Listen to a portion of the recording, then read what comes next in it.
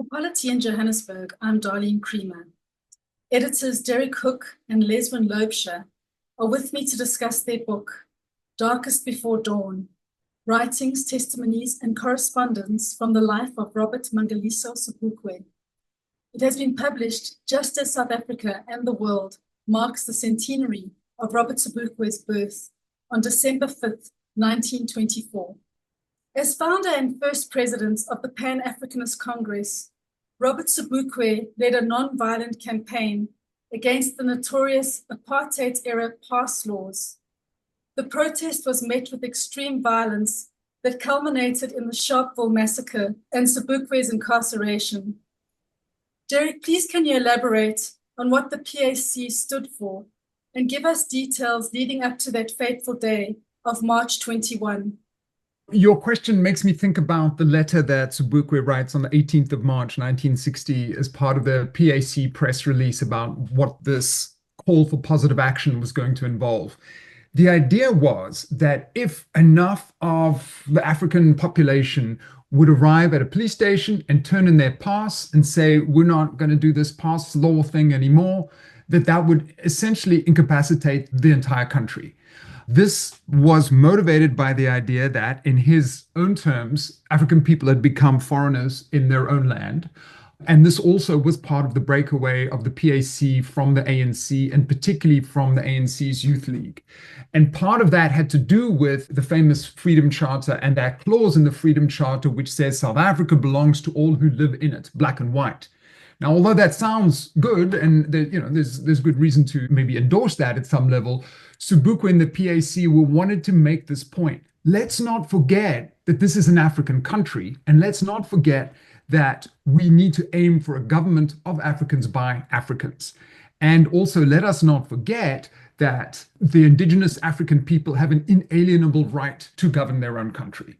So this was a difference from the ANC. Another major point of difference from the ANC was that for Sobukwe and the PAC, there is one race, the human race. In other words, they endorsed a view of non-racialism, one race, not multiple races, as opposed to what they viewed as increasingly an ANC approach to thinking about multiracialism, that there are multiple different races. So this is what happens on the 21st of March. Thousands of people are going, they go and hand themselves in. And of course, in Sharpeville, there's this tragic incident where indeed the police did start to shoot, and some 80 people are killed and as many as 297 are wounded on that day. This was appalling. It was heartbreaking to Sobukwe, but I just want to read one note from the letter from the PAC campaign. He says, the African people have instructions from me to go and hand in their passes. We will demonstrate to the world, if the South African police intend to shoot on us, how brutal they can be. We are ready to die for our cause, but we are not yet ready to kill for it. In other words, this was by definition a peaceful protest that was aimed to bring the apartheid regime to its knees. And of course, we all know what the outcome of that was. Leswin, your book is described as a significant step towards giving voice and recognition to Robert Sobukwe's towering contribution.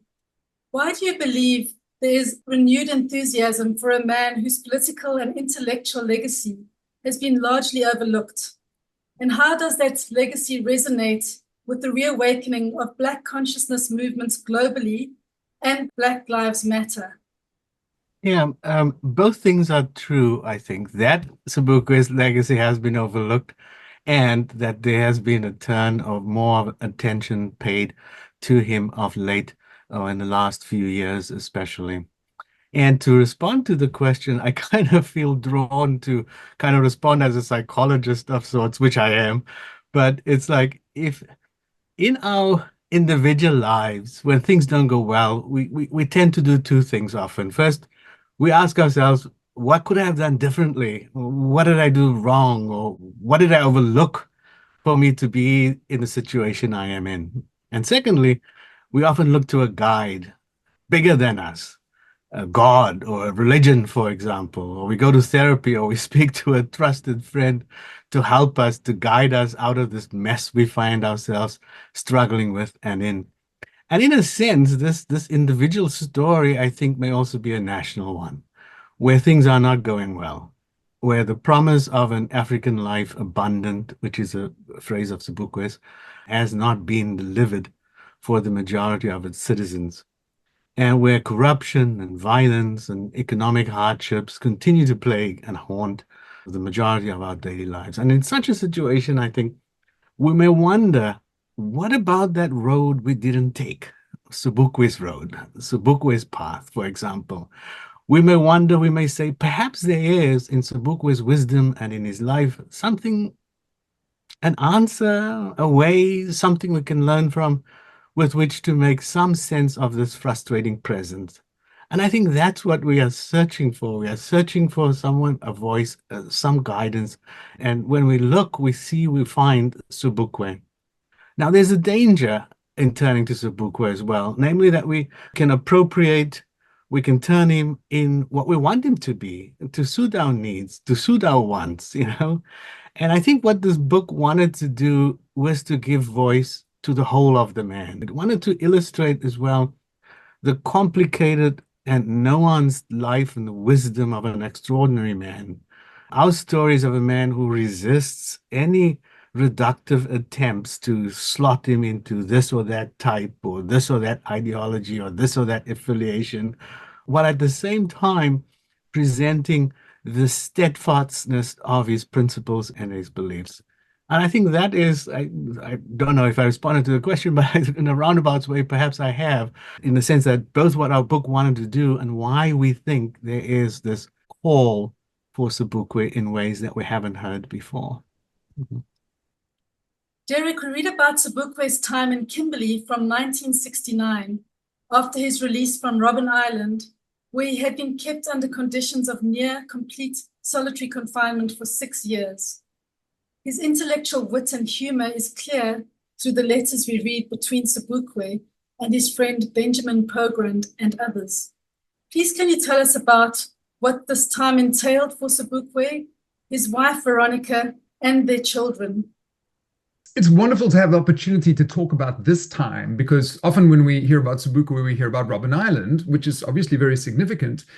But there's a really important part of his life that happens from 1969. And just to give you some examples, by the time he leaves Robben Island, he is suffering. He's suffering the effects of solitary confinement. And these effects psychologically, I think we understand a lot better today than we may have in 1969. He's not in a good way. And the apartheid state suddenly realizes that if he has a major breakdown in prison, internationally, this will look bad. So in a rather cowardly fashion, I mean, at least they released him, but they take him out of Robben Island and they place him in a part of the country where he knows no one. So his family then has to try to get there, and they start to rebuild a life. And this is a story with highs and lows, because on the one hand, when you read the Pogrund letters, when you read what Veronica is saying, they are so happy, they're delighted that he's back. But then bit by bit, it starts to dawn on them that he's not doing so well and that they have to rebuild. They've got to change everything. So they start again in Kimberley, and the children are back with the family for a short period.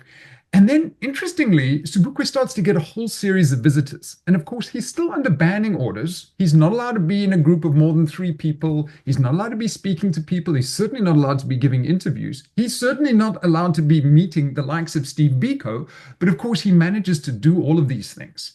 And there's, I think, a fascinating history here of all the relationships that are developed in this period when he's really not supposed to be doing this stuff. And of course, he starts to become a kind of older statesman for the Black consciousness movement in many ways. But then what happens is, largely with Benjamin Pogrund's assistance, he starts to get job offers to take up a university position in the United States. And he gets multiple of these offers. And I think it's kind of important to stress this, because when people think about Sobukwe, they often think about Prof. Sobukwe because of his intellect. He's on the verge. It looks like this is going to happen. And then right just before they're about to try to make this move, it's prevented by the security police. And it becomes clear that the apartheid regime does not want Sobukwe to have a mouthpiece to speak in an international context. So they thwart this effort again and again. And bit by bit, he starts to have health issues. And, he's released in 69. And of course, in February 1978, he'll be dead. So tragically, there's not a huge period. But in that time, he meets a lot of people. He gets his articles. He starts practicing as an attorney. He starts building friendships. And then right towards the end of his life, he has a few trips to Johannesburg. And on the front cover of our book, we have a picture of him looking around in Malofo, it's in Soweto, where he had a house before. And it's kind of sad because he's only allowed 48 hours to go to Johannesburg, get some medical treatment, and then return. So he wouldn't necessarily have realized it at the time, but he is dying. And not long after that, he'll be in Groote Schuur Hospital. Chris Barnard will be there. He'll have a brief relationship with him. And then, unfortunately, his life starts to come to an end quite precipitously. So it's a tragic part of his story, but there's some really important moments, opportunities that nearly come off, relationships that are developed in that time. It's just something I think we need to spend more time on when we think about Sobukwe's legacy, what he did in those final years.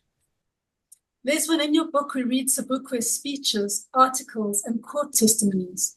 The portrait of Sobukwe that emerges is that of a highly ethical man committed to the people of Africa and to the vision of Pan-Africanism.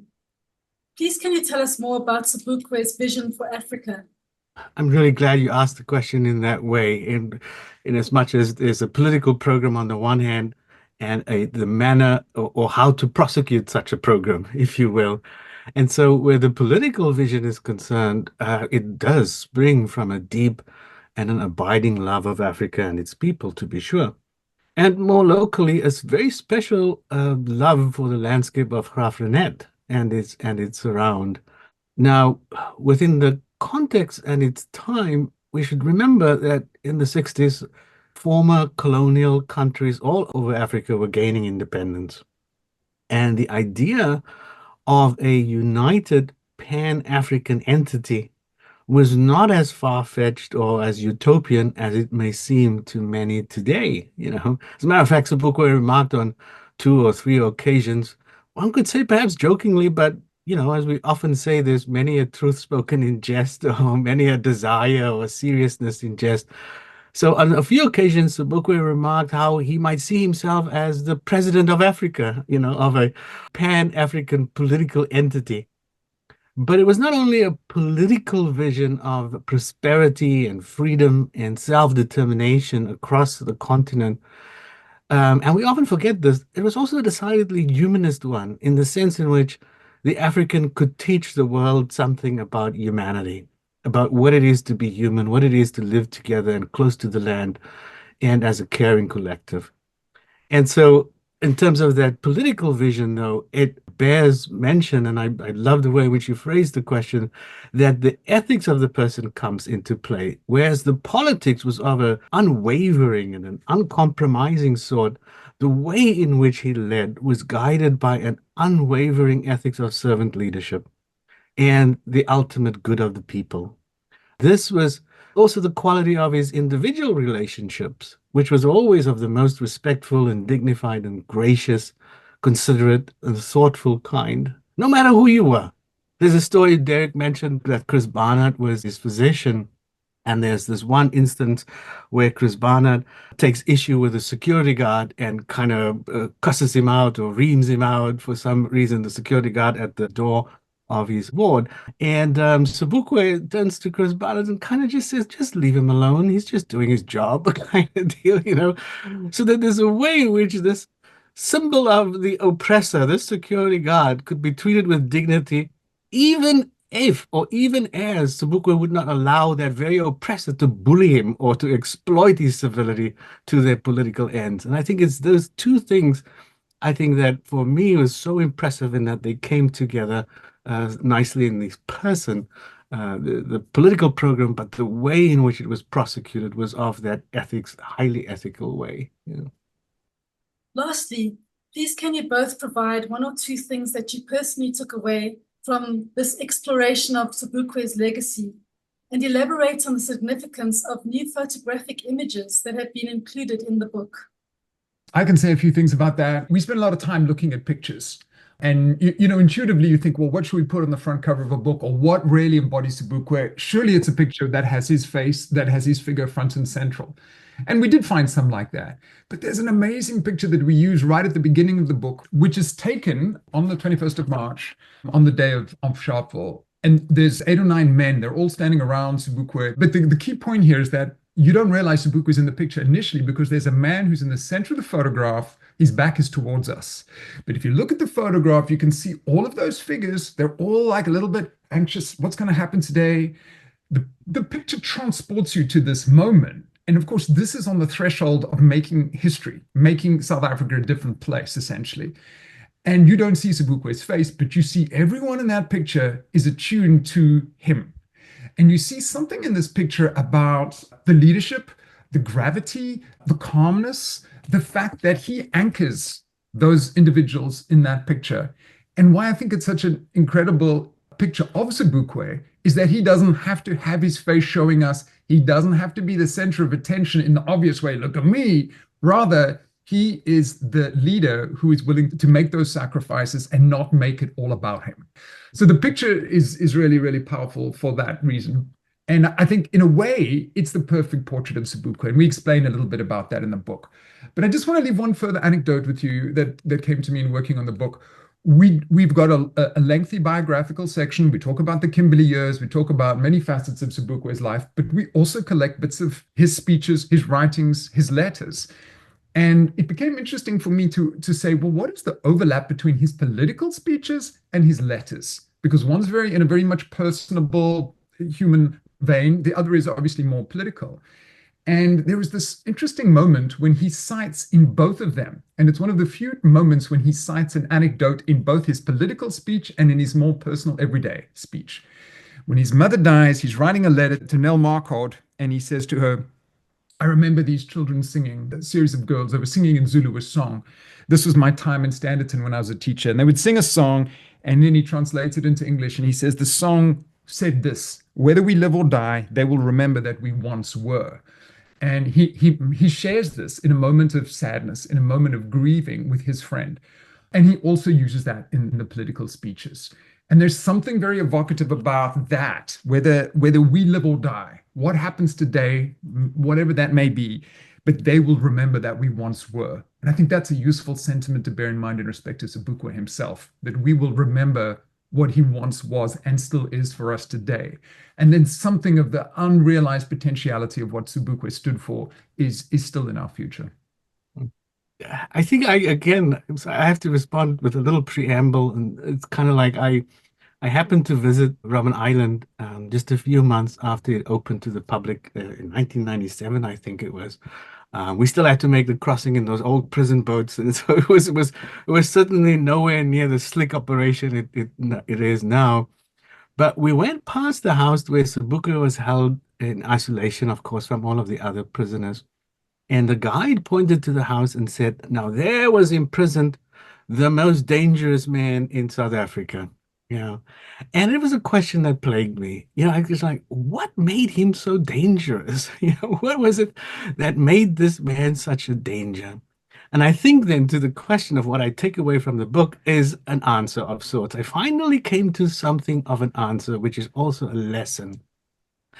And this is that the apartheid government did not know what to do with Sobukwe. They did not know how to deal with him. And not only, or even primarily, because his political program was a threat. Of course it was.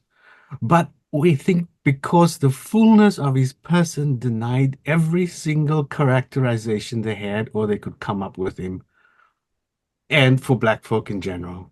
Here was an eminently learned man.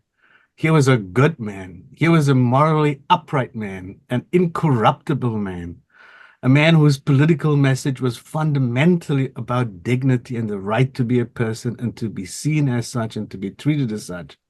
And everyone who came into Sobukwe's orbit was touched by this righteous and principled and honorable nature of his humanity. And this they could not allow, because this they did not know how to deal with. And I think this was the lesson I took from the meeting. In a very real sense, it's the blessing of a meeting with a good man, a great man in all respects of his life and his relationships, and an inspirational message. And that's what I'm left with after spending, what was it, Derek, 2 years intimately with these letters and these speeches and correspondence, That was Derek Hook and Leswin Laubscher discussing their book, Darkest Before Dawn, Writings, Testimonies, and Correspondence from the life of Robert Mangaliso Sobukwe.